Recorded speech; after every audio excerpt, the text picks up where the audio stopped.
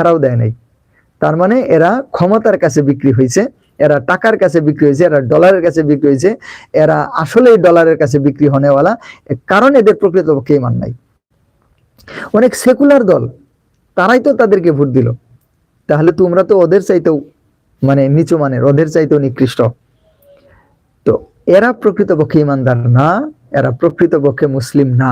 এটা আমি আজকে বলি না, আগে থেকেই বলি, এবং আজকে এটা প্রমাণিত হয়ে গেল ওদের নিজেদের কথায়। তাহিরি আঙ্কেল নিজে বলেছে যে সুন্নিদের ভোট সুন্নিদেরকে দিলেই সুন্নিরা পার হয়ে যাবে।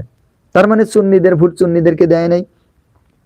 দ্বিতীয় কথা হচ্ছে কেন দিল না, তাহিরি আঙ্কেল বলেছে যে আমরা ডলারের কাছে বিক্রি হয় না, ডলারের কাছে অন্যরা বিক্রি হয়, আমরা ডলারের কাছে বিক্রি হয় না, যে কারণে আমাদের বিজয় হবে।